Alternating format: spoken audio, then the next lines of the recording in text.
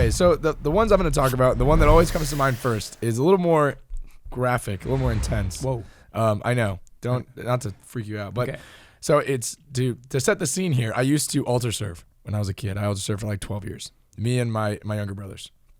So me and my middle brother, he's 2 years younger than me. So we were altar serving, and we were pretty good at altar serving, right? So we were called in when it was a big deal. When the bishop would come to town or there was holidays and stuff, they would call us in. You guys are like the all-star, the A-team. The A-team altar servers, Nice. right? Brendan and I had like specific things. Brendan's my brother.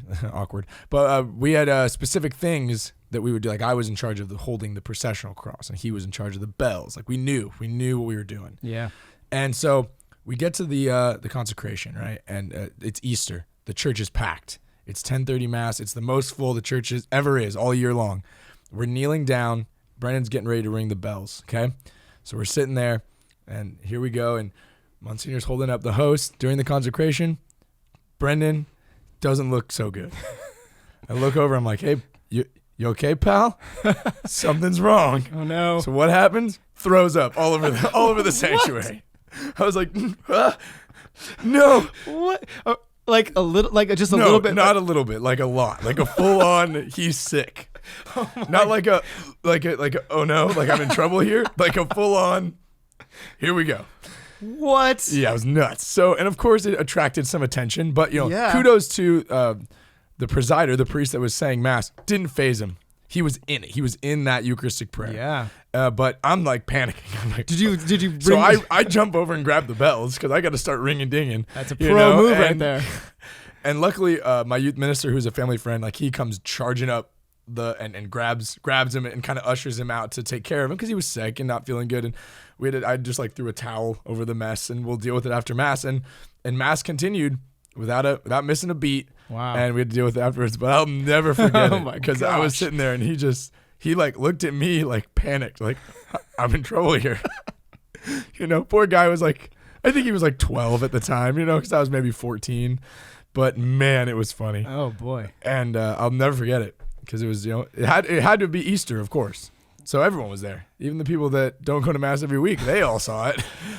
That is wild. It was nuts. Oh my gosh. But yeah, I don't know if I can top that. That's insane. Yeah. But kudos to you for stepping up and ringing those bells. Had to. Guys, comment in the comment sections below. At your church, do they ring the bells? Do they not ring bells? Or if they ring them, do they continuously ring them, or do they give 3 succinct rings? I had like a method that I would do. I would like wait a certain time and then I would let it like fade. Do they give you training on how to ring those bells? Not that I can remember. I just remember like wanting it to be really nice. I took my altar serving really seriously. Like if you got it, you got it. You know? If you're I remember I had like a special alb and I would like hide it in the altar server room because that one was my alb. Nice. I took it way too seriously. Speaking of the bells, this happens so many times. As soon as we get like a new altar server in, they always, without a doubt, ring the bells too soon. Yeah. It's like, just wait for him to stop talking, then you ring the bells. But like he'll be like mid-sentence. You start ringing it. Like, and that's funny. Again, that's the most prayerful moment of Mass. So, you try not to let it break you because you gotta stay focused, but it happens. So after Mass, I always make it a point to the altar servers that I go over. I'm like, you got to get those young ones in line. Come on, teach them how to ring the bells and when to do it. Yeah, absolutely, because it can be a beautiful thing, but it can also be like, whoa, what's happening here with these bells? But yeah, so I'll never forget that. Wow. It was I crazy. can't top that because most of my stories are musically driven because I couldn't tell you the last time most of the time at Mass, I'm playing music. Right. So most of my funny stories come from that source, and there's been a lot. We could probably have multiple podcasts on all the things that have gone awry musically. Sure. I remember distinctively when I was younger, though, when I was not playing music yet, when I was just watching they were called the contemporary choir at that time, right, from the congregation. This would happen more times than not, and it was pretty funny. It's going to get a little bit musical, but on the guitar, there's a thing called a capo. Mm-hmm. And it's for guitar players that just want to play basic chords, but they need to play in a different key. And they're like, well, I know G, and I know D, and I know C. Those chords are super cool. And I don't want to get in the B minor business. That's pretty it's pretty tricky. So we're just going to move those. We're going to capo it. We're going to move it up so that we can still play those chords. Right. Beautiful. So they play a song with the capo on, all the other bands playing in their respective keys. The next song comes up, and that guitar player forgets to move their capo. And so now they start playing that song, and you're hearing this like cacophony of different keys, and everyone's freaking out because nobody knows what's happening. And Just derails the whole choir. it derails the whole choir because they're like, do I sing in that key? Do I sing in this key? And like, usually it took them 30 seconds to figure out what's happening. And the whole congregation's like, something's not right. I mean, even if you don't know music, you're like, this isn't it. And it's like, all right, one time. And then it just kept, like, mass after mass. You're like, okay, take your capo off. Well, another one that just comes to mind, we're talking about, we'll go back to Easter because it was the Easter Vigil. We were both involved in this one. Things happen on Easter. So it was the Easter Vigil, and at the Easter Vigil, you traditionally start outside and process in with the lighting of the candles and all that stuff. And at our parish, I was hoping to like manage when people went in and out and stuff, and there was like a mic and a podium set out outside. And so Monsignor, but we don't usually have that, right? We only put it out there for Palm Sunday and Palm Sunday and Easter Sunday. So they moved a podium and like hooked it up to the inside system. So when you talked into the mic, they heard you inside, right? Which I did not know at the time. Yeah. So I remember Monsignor walked in and he was like addressing everyone like, we're going to be starting outside and whatever.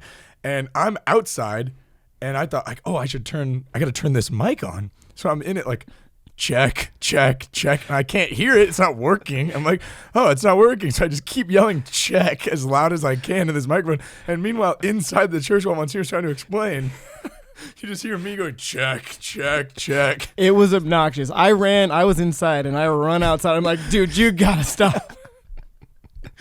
I'm like, oh no. Yeah, that was wild. 3 or 4 people were like, the rest of the day, they're like, hey, Danny, check. I'm like, dang it. Like, I was just trying to be helpful. I think, was it that same mass that we get up to do the responsorial psalm and one of our choir members gets up there, and this has happened more times than one, but this one was the funniest that I remember. This was a 4-pager.